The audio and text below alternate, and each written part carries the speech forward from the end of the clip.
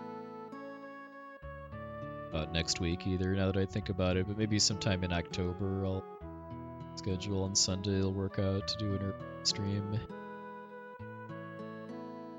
Oh yeah, and then this cutscene here is one of the first cutscenes in Lufia 1, when the hero, who's Maxim's descendant, mysterious girl named Lufia, first meet.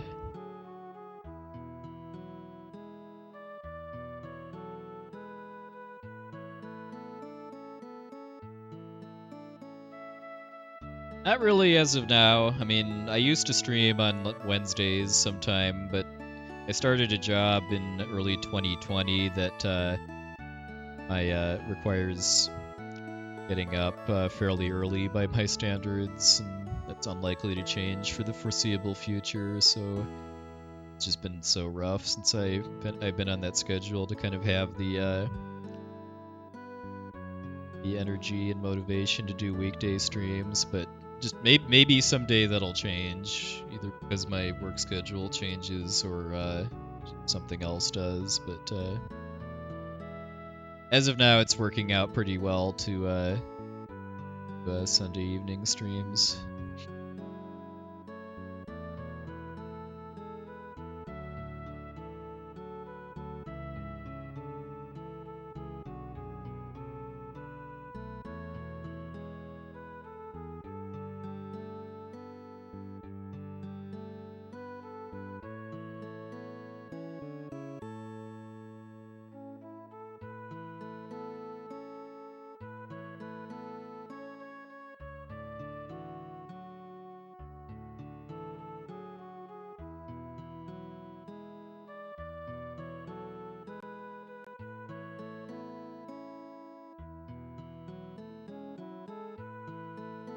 Waiting a few minutes here to see our final stats. This is another cool thing that Lufia 1 and 2 do, is after finishing the game you get to see not only your final time, but a lot of other neat stats about your playthrough. Like, this is the number of times each one of these characters died in battle. Usually Salad is the most deaths because of just being the squishiest, but Maxim really tried this time. See our final in-game time. We don't use in-game time for timing speedruns because it pauses when you're in menus. But I know how close your final in-game time is to your RTA time is kind of a neat comparison, because the closer it is, that means the better your menus were. And mine's a fair bit off, both because of slow menus, but also because of dying and or resetting a couple of times down in the in-game time.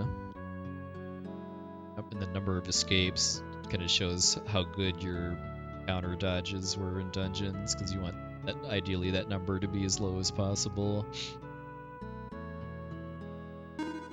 And then Ancient Cave stats, which, because we didn't go to the Ancient Cave in this file, are all 0.